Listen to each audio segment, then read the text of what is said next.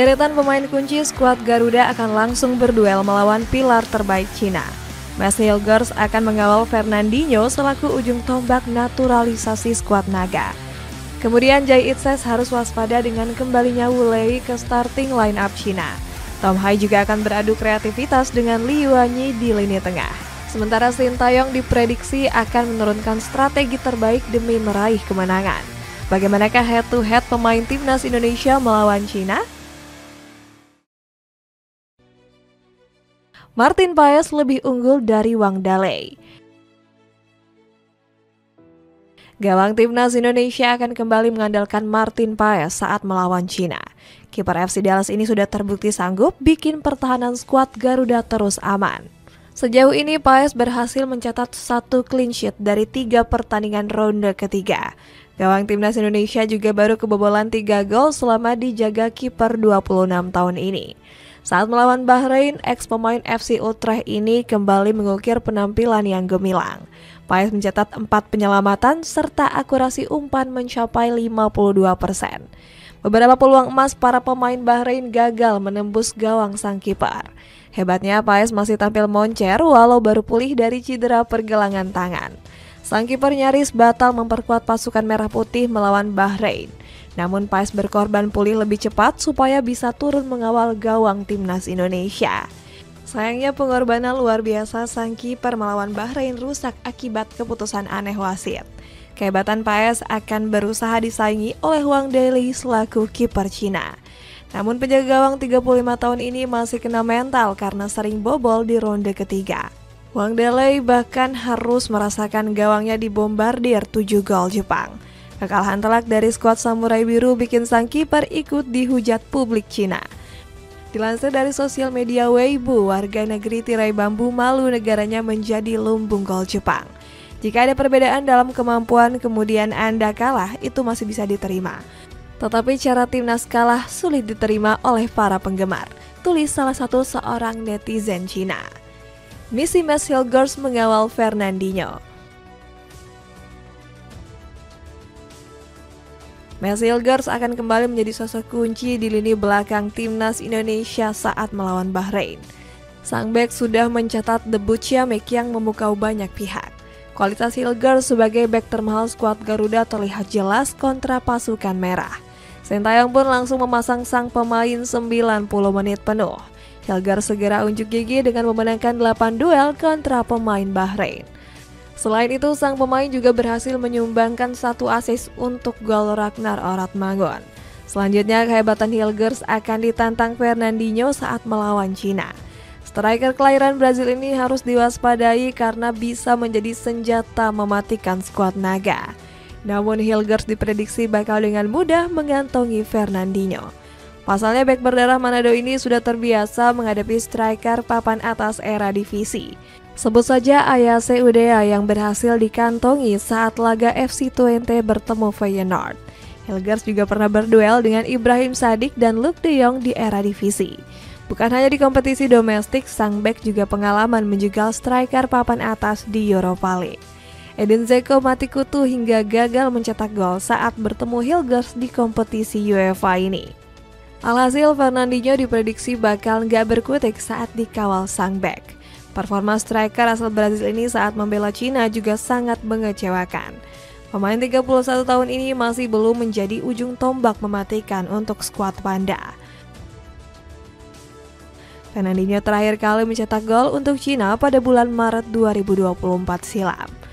Ex-penyerang Shandong Taisan ini cuma berhasil mencetak 1 gol untuk skuad Panda dari 7 laga. Jay Itzes mewaspadai ketajaman Wu Lei. Barisan pertahanan skuad Garuda juga masih akan mengandalkan Jay Itzes sebagai sosok sentral. Keterangan pemain kelahiran Merlo ini sangat dibutuhkan untuk meredam serangan Cina. Performa hebat sang kapten masih terlihat saat Indonesia ditahan imbang oleh Bahrain. Bek Venezia ini tampil sangat superior dengan membukukan 13 sapuan sepanjang laga. Mental dewasa Bang Jay juga terlihat saat berhasil meredakan emosi rekan-rekannya. Ex-pemain Go Ahead Eagles ini ogah terpancing provokasi para pemain Bahrain. Itses langsung mengalihkan fokus untuk menatap laga krusial berikutnya kontra Cina. Terima kasih atas dukungan kalian. Kami akan terus melangkah maju dan gak akan menyerah, tulis Bang Jai melalui Instagram pribadinya. Ketangguhan Itses sekali lagi akan diuji saat mengawal striker andalan Cina yakni Wu Lei. Pemain Shanghai Port ini sempat absen melawan Aussie karena menderita cedera. Namun Branko Ivankovic sudah memastikan mesin gol andalannya akan kembali merumput. Pelatih asal Kroasia ini bahkan mengaku memang sangat bergantung kepada Wu Lei. Wu Lei adalah pemain terbaik kami. Kami hanya bisa membiarkan dia mempersiapkan diri untuk pertandingan penting menghadapi Indonesia, ujar Ivankovic. Wajar jika sang pelatih mengandalkan Wu Lei yang memang punya pengalaman mentereng. Pemain kelahiran Nanjing ini sempat berkarir di Eropa dengan membela Espanyol. Selain itu, Wu Lei juga menyandang predikat sebagai top scorer sepanjang masa Cina. Dirinya sudah melesakkan 37 gol dari 101 pertandingan saat berseragam skuad naga. Tom Hai duel kreativitas melawan Li Yuanyi. Tom Hai akan berperan penting dalam membongkar pertahanan skuad Panda. Kreativitas pemain Almer City ini bakal diandalkan untuk mengatur serangan timnas Indonesia. Bersama skuad Kambing Hitam, The Professor menjadi sosok yang sulit digantikan. Hai dipercaya penuh menjadi jenderal lapangan tengah yang mengatur permainan Almer City. Peran krusial Hai bersama skuad Kambing Hitam dibuktikan lewat statistik umpannya. Hai berhasil mencatatkan umpan sukses sebesar 78,5% per 90 menit. Sayangnya performa moncer sang gelandang belum mampu dimaksimalkan Almer City. Skuad asuhan Hetwax Maduro ini masih terdampar di zona degradasi era divisi. Meskipun begitu, penampilan Hai masih sanggup memukau publik era divisi. Buktinya sang pemain berhasil masuk daftar tim terbaik di pekan ke-8 Liga Belanda. Bersama timnas Indonesia, Hai juga sudah mengalami peningkatan stamina yang luar biasa. Sang pemain tampil lebih lama saat melawan Bahrain dibanding ketika menghadapi Arab Saudi. Alhasil Hai akan diandalkan untuk melawan gelandang kunci Cina yakni Li Yuanyi. Musim lalu sang pemain tampil impresif dengan catatan 4 gol dan 4 assist untuk Shandong Taishan.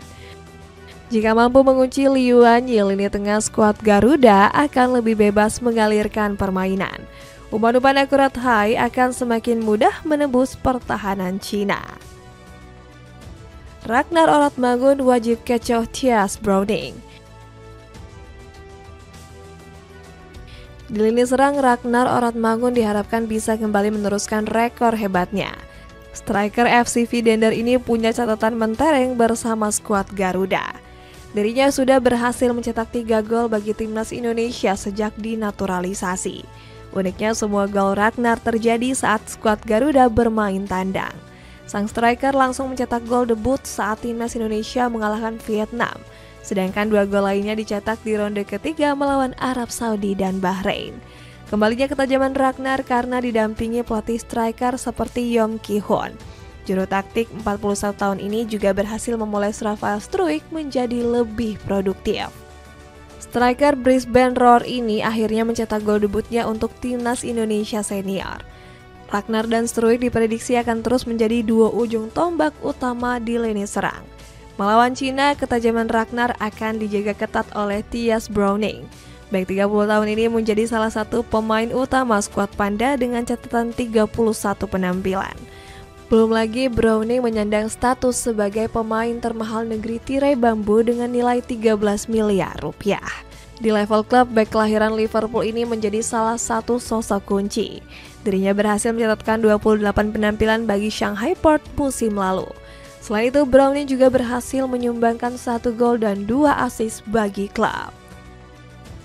Pakai strategi lebih matang demi menang melawan Cina. Sintayong juga punya ambisi besar jelang pertandingan melawan Cina. Kosin masih frustasi setelah timnas Indonesia hanya meraih 1 poin kontra Bahrain. Pelatih asal Korea Selatan ini sampai harus menahan emosi akibat kesal dengan keputusan wasit. Saya masih ingin menyampaikan hal memalukan soal keputusan wasit. Jika AFC ingin lebih baik, maka wasit juga harus bisa memutuskan dengan baik. Jika Anda menonton pertandingan, maka Anda akan paham mengapa kami semua marah, tegas Kosin. Alhasil pelatih 54 tahun ini diprediksi akan menjadikan laga kontra Cina sebagai balas dendam. Kosin bakal mengeluarkan strategi terbaiknya untuk melibas skuad naga. Ambisi sang pelatih juga didukung penuh oleh Erick Thohir selaku ketua PSSI. Berikutnya saya minta semua yang ada di timnas, pemain, tim pelatih, official harus fokus tatap laga melawan Cina. Buktikan kita bisa curi poin lebih di kandang lawan. Susun strategi yang lebih matang melawan Cina, tutur Erick Thohir. Semangat membara timnas Indonesia ini bikin publik Cina mulai ketar-ketir. Bahkan media negeri tirai bambu cemburu skuad Garuda didukung fasilitas mewah oleh PSSI.